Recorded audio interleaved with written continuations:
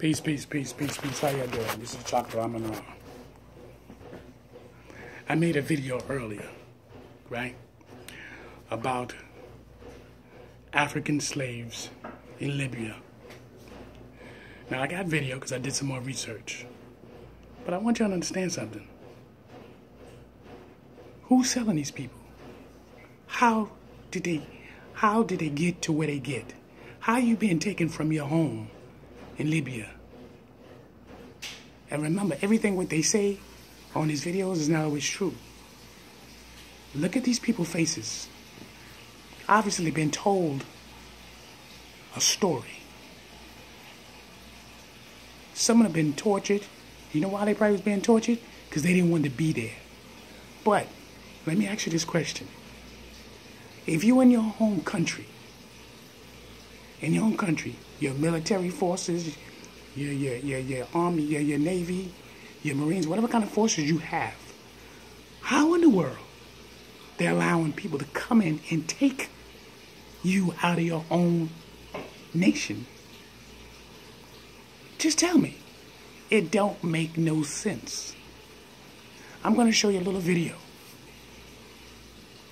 Bear with me. The United Nations says growing numbers of African migrants passing through Libya are being sold as slaves by traffickers or militia groups before being held for ransom. The UN's migration agency interviewed West African migrants who told of being bought and sold in garages and car parks in the southern city of Sabha, one of Libya's main migrant smuggling hubs. The head of the UN agency's Libya mission gave more details at a news conference in Geneva. If you go to the market and you can pay between $200 and $500 to get a migrant that will work with you on your daily jobs or support your work. After you buy, this person is handed over to you. Again, then it becomes your responsibility. Many of them escape, many of them are kept in bondage, and many of them are even prisoned inside an area where they are forced to work on a daily basis. There are also claims that women have been bought in Libya and forced to be sex slaves. The new evidence suggests that slave markets are becoming much more open, trapping sub-Saharan migrants who cross the desert heading for Europe. The UN is helping some of them to return home. Now explain to me how this is just clearly open. You clearly say it's becoming bigger and like an open market. It's about money. It's about resources. And you fools want to sit up there and go, oh, we should be talking about our peoples. What are you talking about, our peoples? Who you think is helping them? Who you think is helping them? The UN is doing whatever they can. You just can't walk up in these places in Africa and different nations and thinking, man, listen, you need to stop this. It don't work like that. You heard exactly what he said on the video. Some of them escape, some of them don't, some of them go put to jail. They was bought $400 or $500. They had the UN talking about it. Understand the concept, what's really going on. You understand? Just like I keep telling you, I don't want to understand how some of these things is happening here in modern times. I'm going to show you another clip. From across the continent. Coming up in the program, sold as slaves for a couple of $100s. UN investigators in Libya speak to African migrants who say there is a shameful trade in human lives there. Victims suffer extortion, abuse, and are even murders.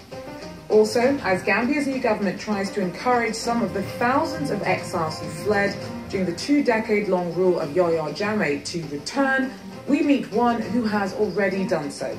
An entrepreneur who's come back from the States to take her place in this new phase of her homeland. And around half a century ago, Egypt's Jewish population numbered over 100,000. But today, only a handful remain, less than 2 dozen. Many struggle to come to terms with the local demise of their culture. But first, the UN has uncovered a disturbing slave trade of migrants in Libya. The International Organization for Migration has taken testimony from Africans who've told of traffickers buying and selling people in car parks for as little as $200. It's a brutal face of the migrant crisis. Martin Pollard has this report. As seen here, some arrests have been made to try to combat the illegal trafficking of migrants. But in the political vacuum that is Libya, smugglers and armed groups still thrive. Now, the International Organization for Migration, or IOM, says it has discovered another horror story to add to the country that it calls the Valley of Tears. Migrants also are being sold, and selling human beings is becoming a trend among smugglers as the smuggling networks in Libya are becoming stronger and stronger. Libya has emerged as the gateway for African migrants who hope to reach Europe. West African migrants interviewed by IOM have told of being captured by armed groups, being held, beaten and later being auctioned off in a market-like setting in the southern Libyan city of Sabah. If you go to the market and you can pay between $200 and $500 to get a migrant that will work with you on your daily jobs or support your work. Now, here we go again. Why is these people trying to get to Europe? These are common sense. Why you want to leave and then cross over and try to get to Europe?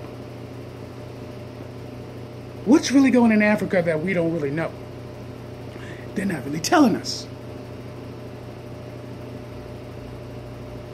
Brothers and sisters, like I said before, it ain't what you think it is. And then you hear it clearly, oh, the UN arrest a few people, we're doing as much as they can. They don't give a goddamn. We all know they can't do but so much. What they gonna do? Slavery it's here. It's getting bigger again. And they're going back to Africa to snatch people up. Them poor people that's in Africa, that y'all were like, oh, these are our people. Our people what? Ain't none of you went up there and took a vacation in Africa in your goddamn life. And all of a sudden now you're going to get over emotional. Oh, look what they're doing to these people. What? Are you serious? You got some African people here so arrogant, they don't give a shit about you. They don't live in your neighborhoods. They're not going to shop in your supermarkets.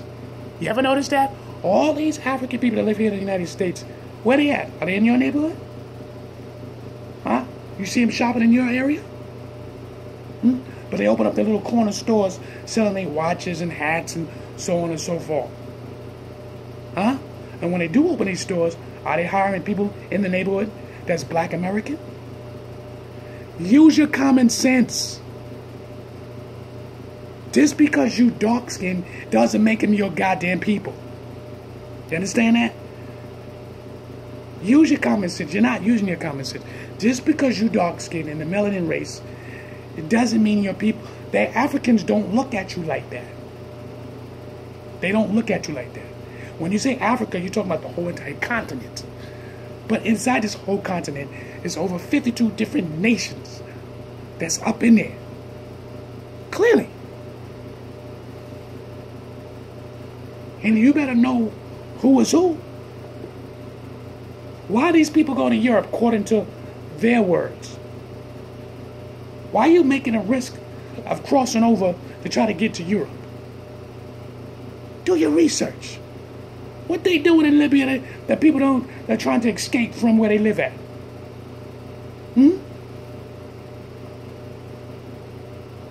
Well, there's more videos. I just want to let you hear.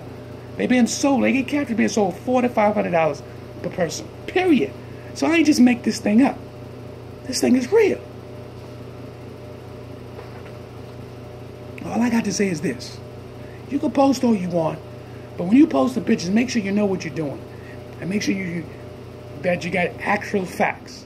Even though I got these videos, they're not really actual facts because the media can tell you what they want. And we know that. But I wanted to give you certain points and let you see for yourself and hear for yourself. Everything ain't what it is. And I told y'all that so many times. Everything is not what you think it is. Of them escape, many of them are kept in bondage, and many of them are even imprisoned inside an area where they are forced to work on a daily basis. Others reportedly find the armed groups try to extort money from them or their families to allow them to continue towards the Libyan coast. Without that, some are abandoned to die in the desert. Many of those that do reach the Libyan coast are then packed on ill-equipped vessels. Far too often this ends in tragedy. More than 600 are known to have died at sea since the start of the year. Yahya Jammeh's 22-year rule of Gambia. Connected to KQ280 and Galaxy S6. Well, I wanted you to see that and hear that. It ain't always what you think it is. I'm Chocolate Amun Ra. We'll get more into this. Peace.